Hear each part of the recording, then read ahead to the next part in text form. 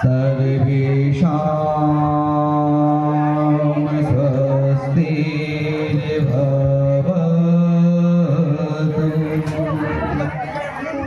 सर्वेषां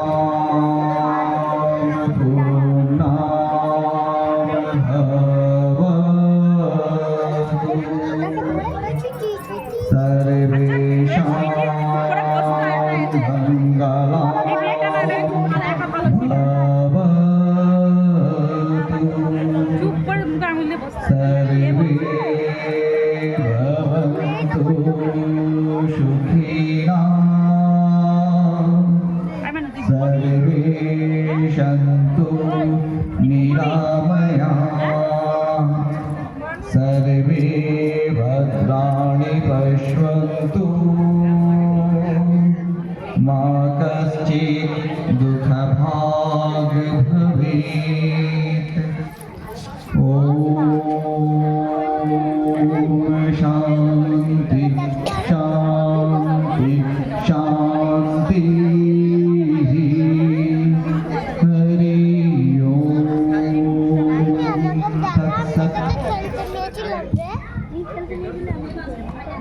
আজকে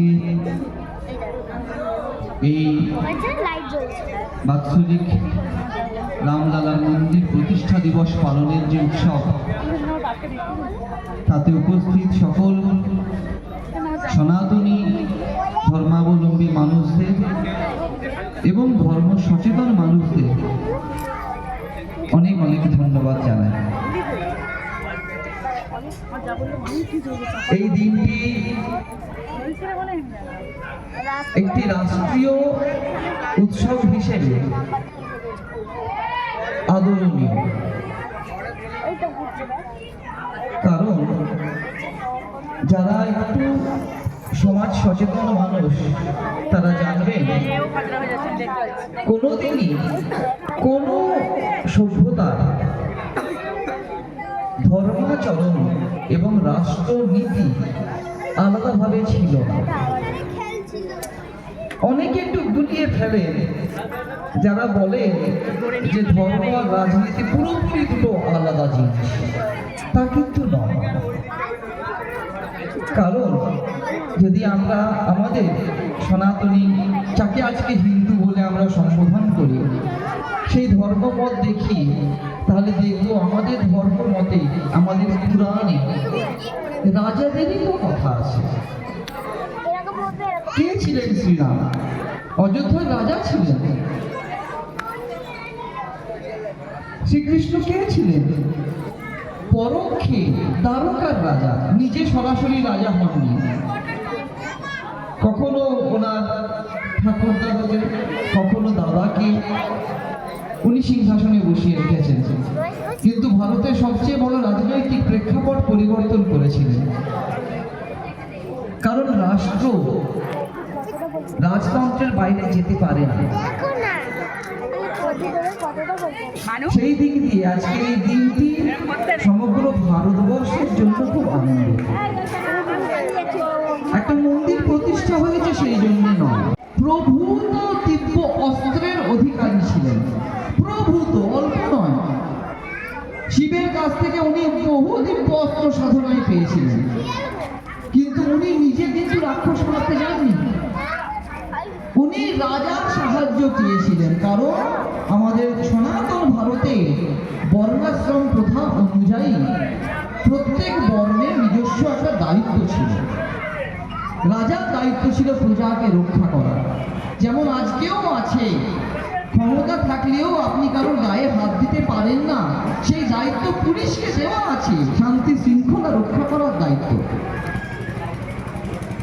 কোনো অন্যায় দেখলেই আমরা স্বেচ্ছায় কারোর শাস্তি দিতে পারি না, তার জন্য প্রশাসন আছে। সে যুগেও ছিল।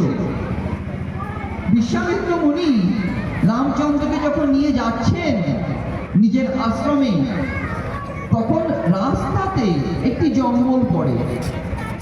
সেই জঙ্গলে তারকা নামে এক রাক্ষসী থাকতেন। বিশ্বামিত্র মুনি রামচন্দ্রকে বললেন, ওকে মারো। যখন তারা ওখানে গেলেন দেখলেন তারকা ঘুমাচ্ছে। দেখুন কি অদ্ভুত কঠিন ধর্ম সংকট। প্রথম, পুরুষ হয়ে নারীকে আঘাত করা অনুচিত। দ্বিতীয়ত, একজন নিদ্রিত ব্যক্তিকে আঘাত করা অনুচিত। তৃতীয়ত, একজনকে একাধিক ব্যক্তি মিলে আঘাত করা অনুচিত। চতুর্থত, অস্ত্র দিয়ে নিরস্ত্রকে আঘাত করা অনুচিত। তারকা কোনো অস্ত্র নেই, নারী নিদ্রিতা। রামচন্দ্র ক্ষত্রিয় পুরুষ, অস্ত্র নিয়ে তীর ধনুক নিয়ে তার সঙ্গে গেছেন, তাকে মারবেন। কেন? বিশ্বামিত্র বললেন, তারকা তোমার প্রজাকে মেরে খায়।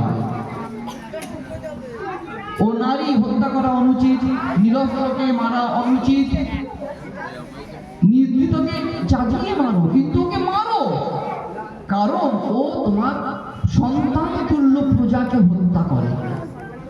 এটা তোমার রাজধর্ম। রাজধর্ম বলে সে নারী হলেও তাকে মারো, সে নিরস্ত্র হলেও তাকে মারো, সে অসহায় হলেও তাকে বধ করো, কারণ সে তোমার রাজধর্মে বাধা সৃষ্টি করছে, তোমার প্রজাকে হত্যা করছে। শ্রী রামচন্দ্র ধনুকের টঙ্কার দিয়ে তারকার ঘুম ভাঙালেন। তারপর প্রথমে তার হাত কাটলেন, তার পা কাটলেন। যখন কিছুতেই তারকা যুদ্ধ থেকে নিরস্ত হবে না, শেষে তার মাথা কাটলেন, কিন্তু তিনি তারকাকে মারলেন। এই সহজ শিক্ষাটা আমাদের পূর্বপুরুষরা নিতে পারেনি। তার ক্ষতিপূরণ আমরা আজও দিচ্ছি। যখন মোহাম্মদ ঘৌরি দিল্লি আক্রমণ করেছিলেন, পৃথ্বীরাজ চৌহান একাধিকবার তাকে হারিয়েছিলেন, কিন্তু রাজধর্মের জায়গায় ওনার অহংকার বড় হয়েছিল, যে তার অহংকারে বারবার উনি ঘৌরিকে ক্ষমা করেছেন। ঘৌরি একটা যুদ্ধ জিতেছিলেন, 1000 বছরের পরাধীনতায় দেশ এখনো ভুগছে, লক্ষ লক্ষ হিন্দুকে রাস্তায় কাটা হয়েছে, কত যে মায়ের মান সম্ভ্রম ধ্বংস করেছে তা ঠিক নেই। এর জন্য কে দায়ী? যে লোকটা 5-6 বার যুদ্ধে হেরে গেছিল সে, না যে তাকে ক্ষমা করেছিল সে? উনি দেখেছিলেন নিরস্ত্রকে বধ করা আমাদের শাস্ত্রে নেই, আমরা বড়, আমরা মহান, তাই বারবার ঘৌরিকে ছেড়েছেন। ঘৌরি একটা সুযোগ পেয়েছিলেন, পৃথ্বীরাজ চৌহানকে যুদ্ধে হারালেন, পশুর মতো বেঁধে নিয়ে গেলেন, অন্ধ করে দিলেন, আর তারপরে ওনার রাজত্বে ওনার স্ত্রীর সাথে ওনার প্রজার সাথে কি হয়েছিল ইতিহাসে পড়ে নেবেন। সুলতান মাহমুদ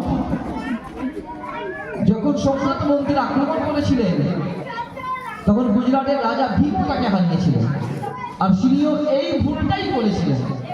একাধিকবার তাকে তিনি ক্ষমা করেছিলেন। তারপরে কতবার সোমনাথ মন্দির ভাঙা হয়েছে, কত লক্ষ ব্রাহ্মণ পুরোহিতকে কামানের গোলা দিয়ে উড়িয়ে দিয়েছে, ইতিহাসে লেখা আছে, কিন্তু আমরা পড়ি না, আমাদের প্রয়োজন নেই, কারণ আমার গায়ে তো আগুনটা লাগেনি। আর দুঃখের বিষয়, যখন আমাদের গায়ে আগুন লেগেছিল, যখন আমাদের বাড়ির লোকের সম্মান গেছে, সেই ইতিহাসটাও আমরা পড়ি না। এত নির্দয় উদাসীন সম্প্রদায় সমগ্র পৃথিবীতে বোধহয় দুটো নেই। কি শিখবো আমরা রামের চরিত্র থেকে? রামের মতন মহান হতে গেলে রাবণের মতন প্রতিপক্ষ চাই। আজকে সমাজে তো রাবণের মতো গুণী মানুষটাই নেই, তো রাম আসবে কোথেকে? রাবণ হওয়া তো সহজ ছিল না। শুধু অনুরোধ করবো সকলকে, একটু চোখ কান খুলুন, চারপাশটা দেখতে শিখুন। ভুলেও ভাববেন না যে একতলায় আগুন লাগলে আমি 4 তলায় নিরাপদ আছি। ওই আগুনটা কিন্তু 1 তলা থেকে 4 তলাতেও যাবে, তখন আপনি আত্মরক্ষার রাস্তাটাও পাবেন না, সুযোগটাও পাবেন না। তাই আগেই সাবধান হওয়া আমাদের কর্তব্য। এটা আমাদের মানব ধর্ম। শুধু রামের নামে জয়ধ্বনি দিলে কি শুধু তার জন্মদিন পালন করলে কিচ্ছু যায় আসে না।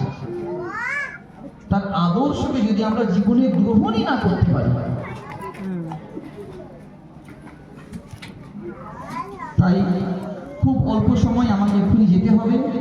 শুধু এইটুকু অনুরোধ করবো প্রত্যেকের কাছে, এই ছোট ছোট অনুষ্ঠানগুলোকে কেন্দ্র করে যে মহান বার্তা সমাজের কাছে তুলে ধরা হয় তাকে স্বীকার করতে শিখুন আর নিজেদের পরিবর্তন করার চেষ্টা করুন। আদর্শ মানুষ না হলে রাষ্ট্র কোনোদিন বাঁচতে পারে না। শুধু কিছু অসৎ স্বার্থপর মানুষ যদি দেশে থেকে যায়, সে দেশটা আসু বিনষ্ট হবে, এতে কোনো সন্দেহ নেই। কোন সভ্যতা আজ টিকে নেই যারা শুধুমাত্র দুর্বল আর স্বার্থপর মানুষে ভরে গেছিল। তাই যদি সত্যিই আমাদের আজকে এই যেটুকু ভারত ভূমি এখনো টিকে আছে, বহু টুকরো হয়েছে, যেটুকু এখনো ভারত বলে চিহ্নিত পৃথিবীর মানচিত্রে, সেটুকুকেও যদি রক্ষা করতে হয়, সকল সনাতনী মানুষকে অবিলম্বে নিজেদের ধর্মীয় বিশ্বাস, নিজেদের ধর্মীয় সংকীর্ণতার বাইরে বেরিয়ে রাষ্ট্রবোধে জাগরিত হতে হবে। যখন শ্রীরামচন্দ্র যুদ্ধে এসেছিলেন, তখন অযোধ্যার মানুষ তাকে সাহায্য করতে আসেনি, বনের পশু তাকে সাহায্য করতে এসেছে। আদর্শ যদি ঠিক হয়, জীবন দর্শন যদি ঠিক হয়, উদ্দেশ্য যদি সৎ হয়, ঈশ্বর সাহায্য পাঠিয়ে দেন। আমাদের সেই পথটা ঠিক করতে হবে, নিজেদের জীবনকে ঠিক করতে হবে। খুব খুব অল্প সময়ের মধ্যে এত বিপর্যয় আমরা দেখবো যে আমাদের কল্পনার বাইরে। তাই নিজেদের যতটা সম্ভব সচেতন রাখুন, সাবধানে থাকুন এবং ঈশ্বরের পথে থাকুন, সৎ থাকুন। এইটুকুই সবার কাছে অনুরোধ এবং এটাই সেই পুরুষোত্তমের কাছে প্রার্থনা। জয়।